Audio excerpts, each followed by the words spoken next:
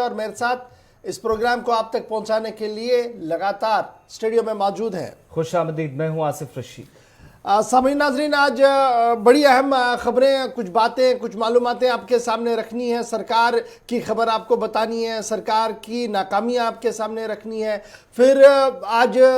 Vaccine कारी का दिन भी है, उस सिलसिले में मुल्क के अंदर क्या कुछ होगा अलग से आपको बताएंगे। जम्मू कश्मीर के अंदर क्या कुछ होगा उस पर बात करेंगे। किसानों को लेकर सरकार क्या कुछ कर रही है और अब एक और खबर उसके साथ जुड़ रही है, उस पर गुफ्तगू करेंगे। उमर का बड़ा बयान है, उसको भी आपके सामने रखने की कोशिश करेंगे। और ये सारी चीज़ें जो है 90 मिनट के इस प्रोग्राम में आपके सामने रखने की हम कोशिश करेंगे। ग्राउंड जीरो पर चलेंगे, शाहरा का हाल आपको बताएंगे। टीवी पर आप हमें देख रहे हैं, फटाफट से मोबाइल उठाइए अपना, फेसबुक, ट्विटर, इंस्टाग्राम को लाइक, सब्सक्राइब, शेयर कीजिएगा ज़रूर। और हमारी ऑफिशियल वेबसाइट www.gulistannews.in पर आइएगा ज़रूर, देखिएगा, पढ़िएगा, सब्सक्राइब भी कीजिएगा, शेयर भी कीजिएगा। और जो कुछ आपको कमियां नज़र आती हैं उसके लिए ज़रूर हमें लिखिएगा, ताकि हम उन सभी प्लेटफॉर्म को और मजबूत कर सके, या प्रोग्रामों में जो बेहतरी आप चाहते हैं उसमें और ज़्यादा बेहतरी के साथ प्रोग्राम को आगे बढ़ाया जा सके। तो फिलहाल खबरों के सफ़र को आज बढ़ाते हैं आगे,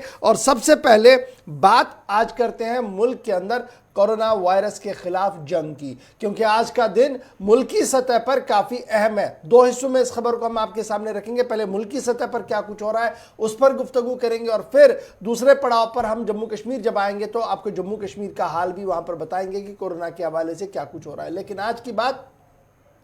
कि 10:30 बजे मुल्क के वज़ीर आज़म नरेंद्र मोदी आज कोरोना वैक्सीन कारी के अमल को बाज़ाब्ता तौर पर मुल्क के अंदर शुरू करेंगे। और माना जा रहा है कि दुनिया भर में सबसे बड़ा वैक्सीनेशन का प्रोग्राम भारत के अंदर शुरू किया जाएगा, और आज बाज़ाब्ता तौर पर इसका इफ्तिताह किया जाएगा। और दुनिया भर के 200 से ज्यादा ममालिक जिनकी नजरें इस वक्त भारत पर हैं, जहां पर तबाही कोविड से पिछले 14 महीनों के दौरान हुई है, इन सब के बीच में पहला तारीखी और सबसे बड़ा वैक्सीनेशन ड्राइव जिसके भारत से आज शुरुआत होने जा रही है। और 10:30 बजे खुद दिल्ली से वज़ीर आज़म इसका इफ्तिताह करेंगे। पूरे मुल्क के अंदर आज जो वैक्सीन होने जा रही है, 3 लाख हेल्थ वर्कर्स को आज पहले फेज के तहत पहले मरहले में कोविड वैक्सीन का टीका लगाया जाएगा, जिसके लिए मुल्क भर के तमाम रियासतों और यूनियन टेरिटरीज के अंदर 3006 मकामात की निशानदेही की गई है। यानी इतने सेंटर्स कायम किए गए हैं जहां पर आज कोविड वैक्सीन का अमल जो है वो शुरू होगा। ठीक 10:30 बजे दिल्ली से इसकी शुरुआत होगी, और उसके बाद आहिस्ता आहिस्ता जब वज़ीर आज़म खिताब करेंगे तो तमाम रियासतों के अंदर शुरू हो जाएगा। लेकिन इस वैक्सीन पर सिर्फ मुल्क के अंदर नहीं बल्कि आप मुल्क के बाहर भी देखेंगे तो इसका इंतजार बड़ी बेसब्री से किया जा रहा है। मुख्तलिफ जो अमरीकी और यूरोपीय ममालिक हैं वो भी इंतजार कर रहे हैं, जिनमें ब्राजील भी शामिल है। साथ ही बांग्लादेश की तरफ से भी लगातार भारतीय हुकूमत के जो वज़ीर खारजा खासतौर से उनके साथ राब्ते में थे कि वो किस तरीके से भारत की जो बनाई गई जो तैयार करदा वैक्सीन है कोविशील्ड और कोवैक्सीन, इसको बांग्लादेश, ब्राजील या दीगर ममालिक तक पहुंचाया जा सकता है। इस हवाले से भी लगातार मीटिंग्स का और बातचीत का दौर चल रहा है। तो दूसरी तरफ मुल्क के अंदर अब से ठीक 2 घंटों बाद सबसे बड़े ड्राइव का, जिसका 14 महीनों से लगातार इंतजार था, कोविड की तबाही के बीच अब उसकी शुरुआत आज से 10:30 बजे शुरू हो जाएगी। पूरे मुल्क के अंदर 3006 मकामात ऐसे हैं जहां पर वैक्सीन कारी के अमल को शुरू किया जाएगा, और हर मरकज पर 100 के करीब बेनिफिशरीज को जो है वो टीका दिलाया जाएगा। और इस तरीके से जो फ्रंटलाइन वर्कर्स हैं जो पहले ही शॉर्ट लिस्ट किए गए हैं, वो आज पहले मरहले में उन्हें वैक्सीन कारी के दायरे में लाया जाएगा, और वज़ीर आज़म इसका इफ्तिताह करेंगे। और दूसरी बड़ी बात,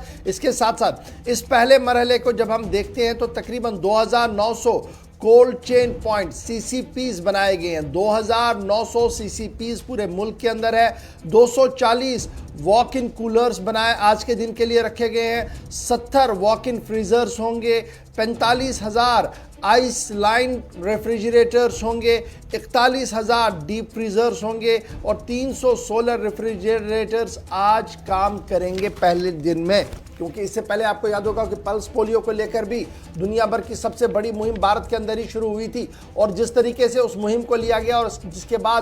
उसके बाद जिस तरीके से चुनावों को घर घर तक लिया जाता है और घर घर से वोटरों को बाहर लाया जाता है, उसी तर्ज पर इस वैक्सीन कारी के अमल को जो है वो मुल्क के अंदर शुरू किया जा रहा है। आसिफ आपको बता रहे थे कि ये मुल्क के अंदर जो आज से शुरू हो रहा है कोरोना के खिलाफ नई जंग, इसमें अब बाहर की मुल्कों की तरफ से बात कही गई है। ब्राजील और बांग्लादेश कोविड वैक्सीन खरीदने के लिए भारत के साथ राब्ते में है और वो बिल्कुल चाहते हैं कि इसको खरीदे। इसके साथ साथ नेपाल के वजीर खारजा प्रदीप कुमार जो दिल्ली के अंदर मौजूद है, उन्होंने कल बाज़ाब्ता तौर पर इस वैक्सीन को खरीदने के हवाले से सफारती सतह पर बातचीत जो है वो शुरू कर दी है। तो आप ये देख सकते हैं कि मुल्क के अंदर तैयार की गई वैक्सीन का जो रेट है वो सबसे बेहतर माना जा रहा है और इस सिलसिले में अब ब्राज़ील बांग्लादेश भी खरीदेगा और नेपाल भी इस पर आंख लगाए हुए है। लेकिन आज सबसे पहले 10:30 बजे इसका इफ्तिताह होगा और 3006 मकामात पूरे मुल्क के अंदर रखे गए हैं जहां पर मुल्की सतह पर आज इसका इफ्तिताह जो है वो किया जाएगा। ये तो मुल्क की सतह की खबर है। अब आप सोच रहे हो कि जम्मू कश्मीर में क्या होगा, वो हम थोड़ी देर में आपको बताएंगे, लेकिन फटाफट से बढ़ते हैं आगे अपनी एक और दूसरी बड़ी खबर की ओर आते हैं। पहले जरा मुल्क की खबरें जो है उन पर हम बात करें। फटाफट से कुछ बड़ी खबरें आपके सामने रखते हैं, उसके बाद जम्मू कश्मीर की बात भी करते हैं। दूसरी बड़ी खबर, किसान लगातार एहतिजाज में है। 51 दिन उनके एहतिजाज के हो गए हैं। कड़ाके की ठंड दिल्ली के अंदर है। धुंध और कोहरे की वजह से कुछ दिखाई नहीं दे रहा है। इंटरनेशनल एयरपोर्ट पर आज सुबह से 3 परवाजें मनसूख हो गई हैं। रेलवे का निज़ाम जो है वो दरहम बरहम है। मकामी तौर पर चलना फिरना मुश्किल है, लेकिन किसान लगातार सड़क पर धरने पर है और धरने के बीच मुज़ाकरात भी चल रही हैं, लेकिन मुज़ाकरात का कोई हतमी नतीजा बाहर आएगा ये शायद कहना मुश्किल है। इस बीच 26 जनवरी की आमद है और आमद से कबल सिक्योरिटी सिनेरियो को टाइट कर दिया गया है और सबकी नजरें ट्रैक्टर रैली पर है कि क्या ट्रैक्टर रैली 26 जनवरी को होगी या नहीं। इस पर सुप्रीम कोर्ट और किसानों के ऊपर जो है वो नजर है। लेकिन खबर जो हम आपको बता रहे हैं वो ये है कि NIA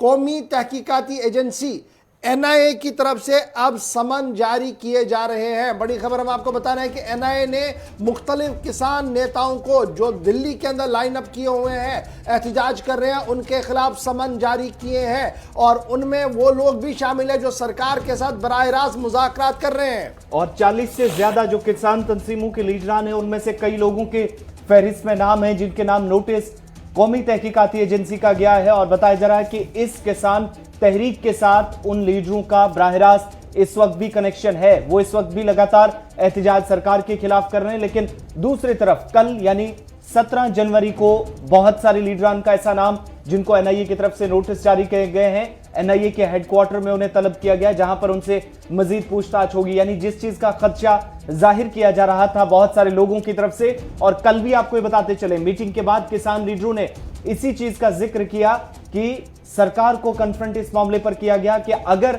सरकार उनके साथ बातचीत कर रही है तो ऐसे में पंजाब, हरियाणा और दिल्ली तक किसान लीडरों के घरों पर छापेमारी क्यों हो रही है, उन्हें नोटिस क्यों भेजे जा रहे हैं, उनसे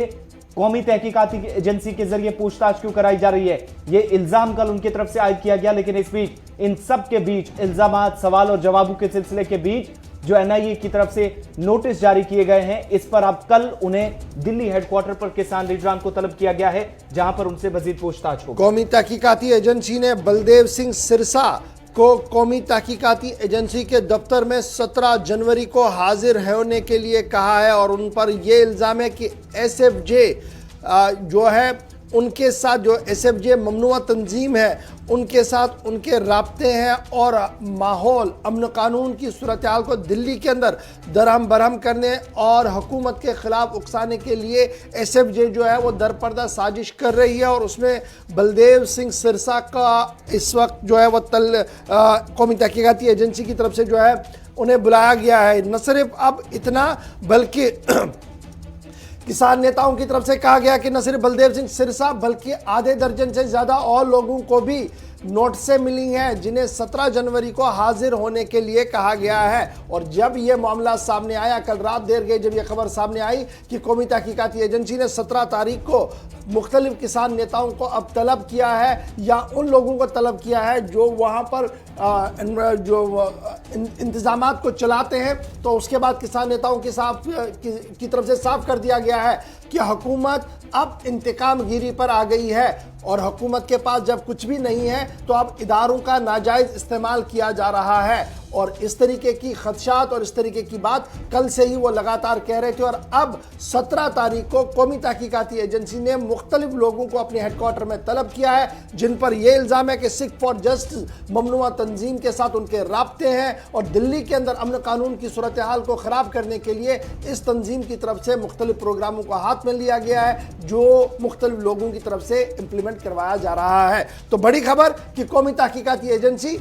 ने सिख तंजीम से वाबस्ता कई लोगों को 17 तारीख को तलब किया है अपने हेडक्वार्टर के अंदर।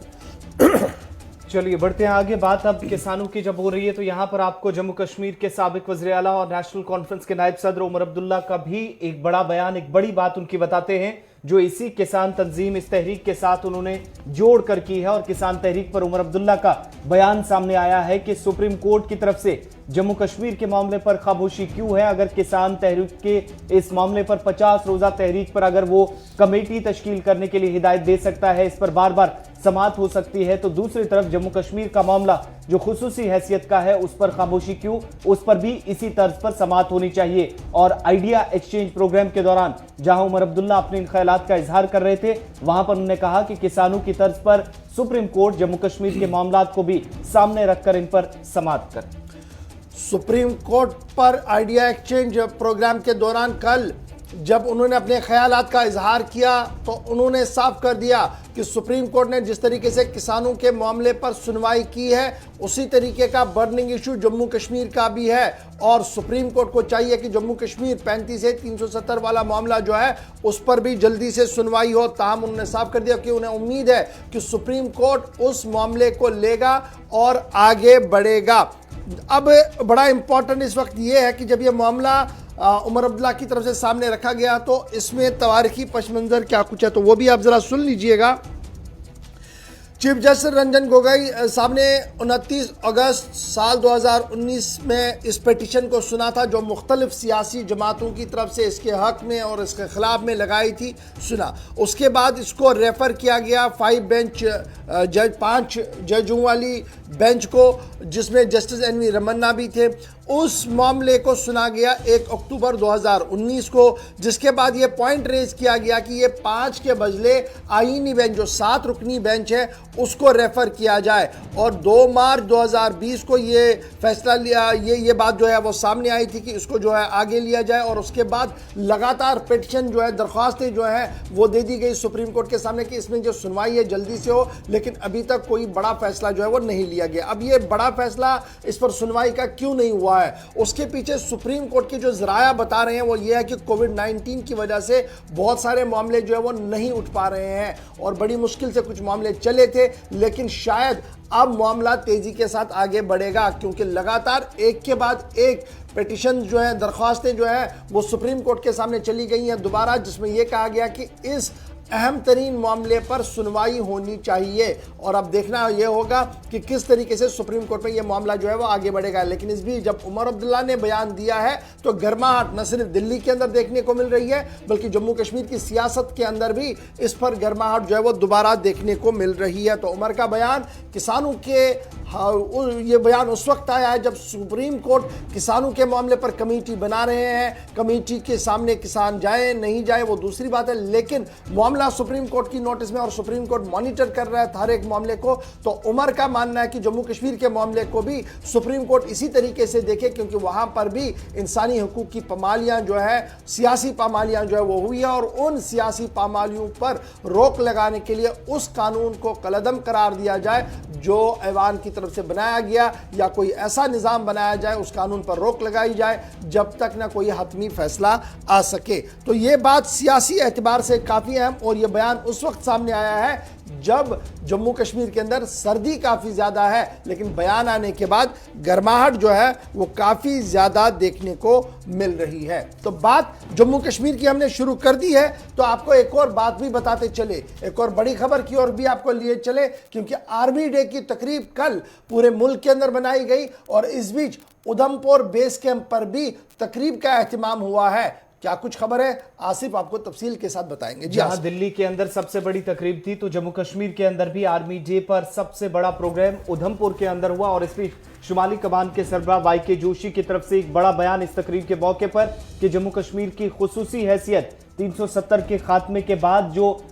हुकूमत पर एतमाद था, जो भरोसा था, वो ज्यादा हुआ है गुज़श्ता बरसों के मुकाबले। और एतमाद बहाल करने में हुकूमत काफी हद तक इस मरकजी फैसले के बाद कामयाब हुई है हुकूमत, ये लेफ्टिनेंट जनरल वाईके जोशी का मानना। और साथ ही उनकी तरफ से ये भी कहा गया कि शुमाल मशरकी हिस्सों के अंदर जो मुल्क की शुमाली इलाकों की जो सरहदें हैं, वहां पर चैलेंजेस काफी ज्यादा रहे हैं, लेकिन सिविल इंतजामिया के साथ साथ फौज की तरफ से भी जम्मू कश्मीर के हालात को बेहतर करने और माहौल को ठीक करने के लिए कोशिशें जो अब तक की गई, जो कलीदी रोल रहा है सिविल इंतजामिया के साथ, वो दूसरी तरफ फौज का भी रहा है। और इसके अलावा उनने इस चीज का भी जिक्र किया है कि अब जो जम्मू कश्मीर के अंदर हालात पिछले सालों के मुकाबले बेहतर हो रहे हैं, इसमें सिर्फ किसी एक एजेंसी की या सिविल इंतजामिया फौज के साथ साथ नहीं, बल्कि आम आवाम के लोगों का भी एतमाद बहाल करने में पहले हुकूमत कामयाब हुई और उसके बाद शुमाल मशरकी सरहदों पर चैलेंजेस के बावजूद जो गैर यकीनी सूरत हाल पिछले एक साल के दौरान रही,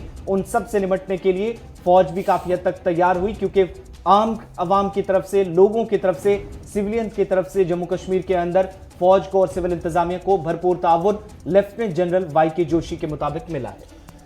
लेफ्टिनेंट जनरल वाईके जोशी का बयान काफ़ी अहम है और सीधे से उन्होंने उस बड़े फैसले की तायद की है जिसमें 370-35 को ख़त्म कर दिया गया। और उसके बाद उनका मानना है कि एतमाद बहाल हुआ है और उस बहाली एतमाद के साथ ही सूरत हाल में मज़ीद बेहतरी देखने को मिल रही है। ताहम चीन के साथ लगने वाली सरहद पर उन्होंने साफ किया कि कशीदगी बरकरार है। ताहम कशीदगी के बीच भारत की फौजियों की तरफ से जिस तरीके का बड़ा प्रोग्राम हाथ में लिया है, शायद ये किसी के वहम गुमान में भी नहीं था कि इस तरीके से जवाब दिया जाएगा। तो बड़ी खबर, लेफ्टिनेंट जनरल वाईके जोशी का बयान सामने आया है जिसमें सियासी एतबार से भी काफ़ी अहम है, मिलिट्री के एतबार से भी इसको काफ़ी अहम माना जा रहा है। और गुज़श्ता दिनों जब चुनाव मुकम्मल हुए, DDC के चुनाव मुकम्मल हुए, उस पर भी उन्होंने अपनी लबकुशाई करते हुए कहा कि डिस्ट्रिक्ट डेवलपमेंट काउंसिल के जो चुनाव जो यूनियन टेरिटरी जम्मू कश्मीर के अंदर हुए हैं, उसमें अवाम ने साफ कर दिया है कि वो बुलेट नहीं बल्कि बैलेट पर आज भी यकीन रखते हैं। और यही वजह है कि जमहूरी निज़ाम को मज़ीद मजबूत, फाल और मुतहरिक बनाने के लिए हर एक कदम जो है वो उठाना पड़ेगा। वाईके जोशी का बयान उस वक्त सामने जब सूरत हाल, मैंने आपको बताया, उमर का बयान भी सामने आया है, मुल्की सतह पर क्या कुछ हो रहा है वो भी आपके सामने। और इस बीच वाईके जोशी का बयान भी बड़ा अहमियत के साथ इस बयान को भी लिया जा रहा है। तो वाईके जोशी के बयान के बाद अब ज़रा बढ़ते हैं आगे, चूंकि बात आर्मी की अगर हो रही है तो आर्मी ने अपना एक और बयान, अपनी एक और बात सामने रखी है। और आर्मी की तरफ से साफ किया जा रहा है कि साल 2020 के दौरान जो ऑपरेशंस किए गए वो इंतहाई कामयाब ऑपरेशंस थे, लेकिन अब SOPs में तब्दीली लाई जाएगी और मौका दिया जाएगा एनकाउंटर के दौरान सरेंडर मिलिटेंट करे, क्योंकि ये अमल जो शुरू किया गया है, ये जो नरमी दिखाई गई है, इससे 17 नौजवानों की जानें बचाई गई है। और फौज का मानना है कि जो अब तब्दीलियां होंगी उससे बेहद फायदा नौजवानों को, अवाम को मिलेगा, क्योंकि फौज ने जब SOPs में तरमीम की बात कही है तो मिलिटेंट 2 को हथियार डालने का ज्यादा मौका पहले के मुकाबले दिया जाएगा। फौज के नए SOPs के मुताबिक 6 महीनों के दौरान फौज खुद कहती है कि 17 ऐसे नौजवान जो वापस मुख्य धारा में लौटे, जिनको हथियार छोड़ने का मौका दिया गया और सरेंडर करने की जो पॉलिसी थी उसको उन्हें इख्तियार करते हुए हथियार छोड़े। मिलिटेंट 2 को हथियार डालने का इससे पहले भी दावा किया जाता रहा कि उन्हें एनकाउंटर से पहले या एंटी मिलिटेंट ऑपरेशन से पहले मौका दिया जाता था, लेकिन इस बार अब उसमें तरमीम करके ज्यादा वक्त पिछले दिनों के मुकाबले या पिछला जो वक्त था उससे ज्यादा मिलेगा। और इस बीच जो राष्ट्रीय राइफल्स की यूनिटें हैं उनको भी इसके लिए एजाज से नवाजा गया है, उन्हें भी उनकी पीठ थपथपाई गई है मुख्तलिफ ऑपरेशंस के इस तरीके से अंजाम देने के लिए, जहां पर फौज का दावा है कि अब तक 3 दर्जन या 2 दर्जन के करीब नौजवानों की जानें इस तरह के एनकाउंटर्स या इस तरह के ऑपरेशंस में पिछले सिर्फ 6 महीनों के दौरान बचाई गई है। और साथ ही जो सरेंडर पॉलिसी थी उसको जिस तरीके से फौज के मुताबिक कि अब नौजवानों ने इख्तियार किया है या सरेंडर पॉलिसी उन मिलिटेंट्स ने जो मिलिटेंटों के सफ़ों में शामिल हो चुके थे, इसी के तहत ये जिंदगियां अब तक बच पाई हैं और इसको कंटिन्यू करने के लिए अब एसओपीज में तरमीम करने का बड़ा और अहम फैसला फौज की जानिब से लिया गया है। फौज का दावा कि पिछले 6 महीनों के दौरान 17 नौजवानों की जानें उस वक्त बचाई गई जब वो हथियार लेकर लड़ने के लिए निकले थे, लेकिन एनकाउंटर के दौरान उनके साथ बातचीत हुई जिस दौरान टॉप मोस्ट मिलिटेंटों की तरफ से हथियार छोड़ने की बात सामने रखी गई और उसके बाद ये मामला जो है लगातार आगे बढ़ा। ये स्ट्रेटजिकल चेंज जो हुआ है ये उस वक्त हुआ जब शोएब अहमद भट्ट जो अल-बदर नामी ममनुआ तंजीम के साथ थे, उन्होंने अपना हथियार डालने का प्रोग्राम किया और उन्होंने एनकाउंटर के दौरान हथियार डाले। उसके बाद ही फौज जो एंटी टेरर ऑपरेशंस में सरफहरिस्त है, उन्होंने ये फैसला लिया कि अब ऑपरेशंस के दौरान एक मौका दिया जाएगा, पूरी प्लानिंग के साथ सरेंडर करवाया जाएगा ताकि ज़्यादा से ज़्यादा नौजवानों की ज़िंदगियां जो है वो बचाई जाए। तो ये एसओपी में तब्दीली आई है। लेकिन जब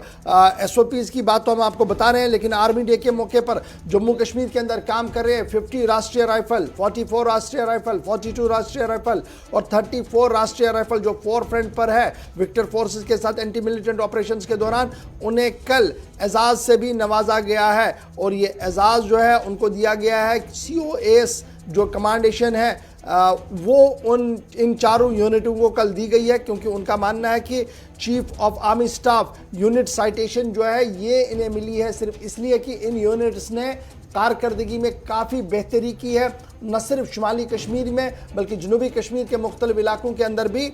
आर्मी के राष्ट्रीय राइफल यूनिट ने बढ़ चढ़कर हिस्सा लिया है। तो एसओपीज में तब्दीली, 17 नौजवानों को बचाने का दावा और साथ साथ 5 ऐसे यूनिट्स हैं, 4 यूनिट्स ऐसे हैं राष्ट्रीय राइफल के जिन्हें COAS साइटेशन से नवाजा गया है। तो ये बात भी आर्मी की बड़ी इंपॉर्टेंट थी। इसमें 2 खबरें हमने एक साथ आपके सामने जो है वो रख दी है। अब हमने ब्रेक पर भी जाना है, लेकिन ब्रेक से पहले जरा आपको एक और बड़ी खबर भी जम्मू कश्मीर के हवाले से बताते चले। फटाफट से हम आपको खबरें इसलिए बता रहे हैं क्योंकि आगे चल के ग्राउंड जीरो पर कुछ और बातें करनी है तो उस वक्त फिर कुछ चीज़ें रह जाती और 9:30 बजे से आपकी फ़ोन कॉल्स भी लेनी है। तो जब आप चाय की चुस्कियां ले रहे हैं तो हमारी कोशिश ये रहती है कि ज़्यादा से ज़्यादा खबरें आप तक हम पहुँचाएँ और बाइख्तियार ज़राए से जो हमारे पास खबरें होती हैं, वेरीफाई करके जो खबर होती है उसी खबर को आप तक ले आते हैं सुबह सुबह हम, ताकि आप पूरी तरह से अपडेट हो। अब बात DDC की करते हैं क्योंकि DDC के इंतखाबात मुकम्मल हुए हैं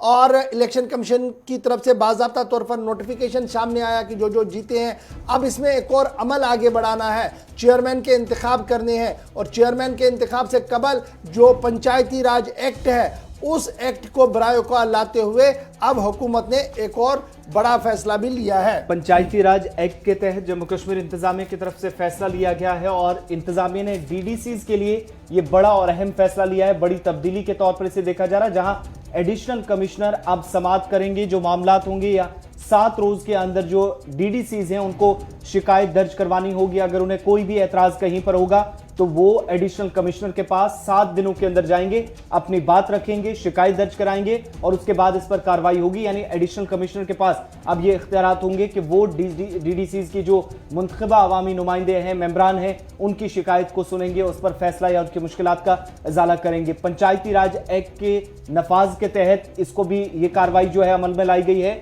और जम्मू कश्मीर के अंदर इंतजामिया का बड़ा फैसला, जहां पर यह माना जा रहा है कि इससे जो पंचायतों को या अवामी नुमाइंदों को बाख्तियार बनाना, उन्हें मजीद इख्तियारात देने का जो बार बार सरकार जिक्र करती रहती है, उसके तहत एक बड़ी तब्दीली के तौर पर मकामी सतह पर भी इंतजामिया और इसे जम्मू कश्मीर इंतजामिया भी लेफ्टिनेंट गवर्नर इंतजामिया उस तब्दीली के तौर पर देख रही है जिसका बार बार वज़ीर आज़म से लेफ्टिनेंट गवर्नर तक जिक्र करते रहे अपने खिताब के दौरान। DDC इंतखाबात के हवाले से बड़ी खबर हम आपको बता रहे हैं कि सरकार ने एडिशनल कमिश्नरों को नामजद किया है। कब किया है नामजद? जब सरकार की तरफ से ये कहा गया कि अब चेयरमैन और वाइस चेयरमैन के लिए इंतखाबी अमल को पूरा किया जाएगा। सीक्रेट बैलेट के जरिए से भी ये चुनाव होंगे। इस तरीके की भी खबर आ रही है कि सीक्रेट बैलेट का एहतमाम किया जाएगा ताकि चेयरमैन और वाइस चेयरमैन के अगर इंतखाब करने पड़े तो वो हो सके, अगर बिला मुकाबला कहीं पर होगा तो वो तो है ही, लेकिन उन इंतखाबात से कबल अगर आपको चेयरमैन और वाइस चेयरमैन को लेकर कोई शिकायत है तो आप एडिशनल कमिश्नर के दफ्तर के साथ राब्ता कर सकते हैं कश्मीर में, जम्मू में, और 7 दिन के अंदर अंदर उस शिकायत का फैसला जो है वो सुनाना होगा। तो कुल मिलाकर आगे बढ़ रहा है इंतजामिया इस पूरे निज़ाम को मुकम्मल करने के लिए, और यही वजह है कि सियासी जमातों के अंदर भी सलाह मशवरा जो है वो तेज़ किया जा रहा है। और सलाह मशवरे के तौर पर हम देख रहे हैं न सिर्फ कश्मीर के अंदर बल्कि जम्मू सूबे के अंदर भी मुख्तलिफ जमातों की तरफ से जिनके लीडर्स डीडीसी चुन कर आए हैं वो आगे क्या हिकमत अमली अडॉप्ट करेंगे, किस पार्टी का हाथ थाम कर आगे बढ़ेंगे, कितना शेयर उन्हें मिलेगा, क्योंकि बहुत सारी जगहों पर तिकोनी जीत के बाद वहां पर हंग जो है वो डीडीसी बने हैं, तो वहां पर कौन चेयरमैन बनेगा, इन सब चीज़ों को लेकर जो है वो मैराथन चल रहा है मुख्तलिफ इलाकों के अंदर। लेकिन फिलहाल एडिशनल कमिश्नरों को अपॉइंट किया गया है सरकार की तरफ से, 7 दिन का वक्त दिया गया है कि अगर किसी को कोई एतराज़ है तो वो वहाँ तहरीरी तौर पर दे, 7 दिन के अंदर अंदर उसका फैसला लिया जाएगा ताकि इंतखाबात मुकम्मल करवाए जा सके। चेयरमैन और वाइस चेयरमैनों के हवाले से इस तरीके की खबर जो है वो सामने आ रही है, और ये माना जा रहा है कि रूरल डेवलपमेंट की तरफ से जब ये फैसला लिया गया तो पंचायती राज एक्ट जिसका निफाज जम्मू कश्मीर के अंदर